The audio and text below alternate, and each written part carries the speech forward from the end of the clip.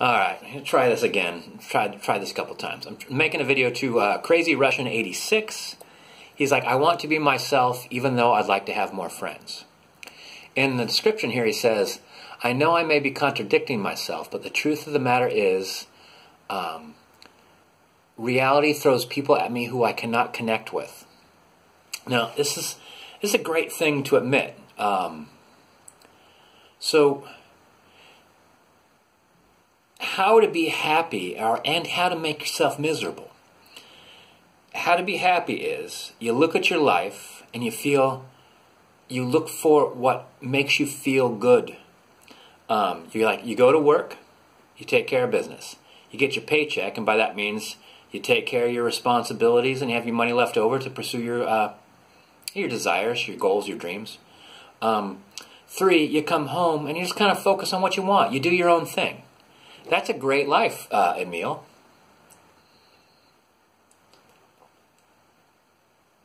Now, what would happen if you just enjoyed that life? What would happen if you just enjoyed that every day? I'll leave that up to you to answer. So the thing is, though, like you get these ideas of like, well, I'd like to have more friends in my life. Like I went out to the bar and I watched all these people playing pool and just laughing and having a good time, and that makes you feel bad because that's not something, you don't have that one thing. Now you could desire things you don't have, and it can make you miserable, which describes a huge amount of humanity. Or you could turn that into a goal and just try different ways to explore that kind of thing. Like go to the bar, like walk up to people, say like, I don't want to interfere with you guys' pool game, but like if you were playing teams, maybe I could join you. And if they're like, oh yeah, cool, why don't you join us? You're like, well, let me go get a couple pitchers. And then you drop some pitchers down. Next thing you know, you're drinking with a bunch of people, playing pool together, having a good time or not. You know, like maybe the reason why you don't have a good time is because you can't connect to these people. Like it seems you were looking for something else, but it seemed superficial after a while. Like people go there to just kind of unwind. They don't go there to make serious, to start a relationship with other people. They're like, you just become like a drinking buddy or a pool buddy, and it's not satisfying. So you give up on it. You give up. That's the thing here. I want to be myself. That's what you accept about yourself. Like going out there and trying to make friends makes me feel miserable. So you stop it. And you focus on what makes you happy, which is going to work, getting your paycheck, coming home, and focusing on your own thing. And if you continue to want these things that you don't have, you're either just making yourself miserable for no reason, or, and this is the worst, and this is what I find the most with people, you're making yourself miserable for a reason. I had a friend that used to have crises in their life about once every other month. And after about 10 years of that, all her friends, the friends that she'd had like for a decade, stopped responding to the crises. And she came and told me, she was just crying and crying and crying. And I'm like, well, what's, in your late 20s, we're all looking out for each other. But in our late 30s, by then, you should kind of start bringing your stuff together, bringing it together.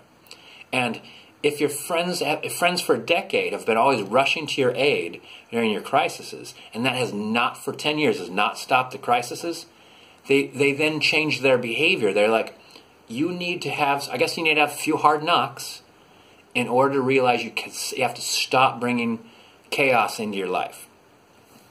Now, the reason why she brought chaos into her life, because the only way she could tell people cared about her was to have these crises. So basically, she had a thing in her life where she held on to something that was making her unhappy, and the reason why she did it is because she got a payout. The payout was she could verify continuously that all her friends cared about her. That was a bad way to go about it. You need to let go of that kind of thing. If that's your concern, for instance, that particular one, you could start investing more time in your friends and start learning more about them so you can trust in their friendship. Somebody that's had your back for 10 years, that's a rarity. So you could trust that they care about you, but like what that shows in you is a gigantic amount of insecurity, and that is what you should be focusing on. Not manipulating your friends, not allowing people to come into your life that make chaos, but figuring out why you're insecure. Once again, we come back to, you get your life, you figure out what's in it, you figure out what you like about it, and you go to work, get your paycheck, come home and enjoy yourself. And you repeat that over and over and over again. That builds up a sense of security, that builds up a sense of dependability, that builds up a sense of joy in who you are and how you live. And if you'd been doing that for 10 years, as opposed to having this like my friend's crisis cycle, this constant crisis cycle that got validation from outside of her life, then where would you be? Where would you be if you'd been working on yourself for 10 years instead? You'd be in a great, great place. Kind of like where the rules is getting right now, man. Like, I want to be by myself, even though I'd like to have more friends. You just realize, like, friends will show up. You know, like, they might not show up a whole lot. I hardly have any. I have a few people that amaze me at the quality of human being they are. And the reason why I was able to recognize them, and maybe that they are able to recognize me, if I might flatter myself, is I stopped filling my life full of just people. You know, just people to like go drinking with and play pool with. And just did my thing. Went to work, got my paycheck, came home. And then I saw this one person, I'm like, God damn, that person's awesome. That person is above and beyond. I recognize this person because I've met a few above and beyond people in my life. I'm going to go make that person my friend. Molliker.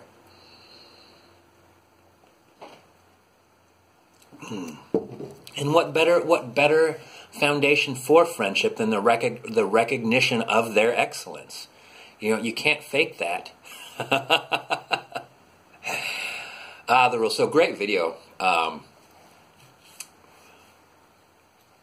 Because I think this whole conversation we've been having about friends has been about holding on to expectations, unreasonable expectations in your life.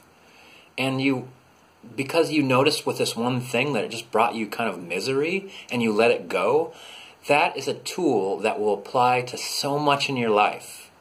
That'll make your life so much better realizing that. Because then you'll start thinking, like, what other things in my life should I let go of? That doesn't mean you've given up. Like, the whole idea of, like, I'm not seeking out friends doesn't mean I've given up on friendship. It just makes me better able to recognize when someone worth my friendship, or that makes me actually want to change the way I talk. You know, like I'm not going to say these disagreeable things because I like you as a friend and I don't want to upset you. That was more Italian, I think, than it was Russian. Yeah, like, you know, when you finally get around somebody that makes you, like, you know, hold your tongue. You know, like, yeah, that makes you want to be better for them. Just for them. You can be obnoxious to everybody else. All right, the rules. Great video. Great. This has been a long journey for the both of us on this exact same topic. And I think we've kind of come to an end. I mean, we might still talk about it, but that's the conclusion right there. You realize you're happier alone. You'd like to have friends. I'd like to have a goddamn rocket ship. But I'm not going to have one now, so I'm not going to let it make me miserable. Molliker.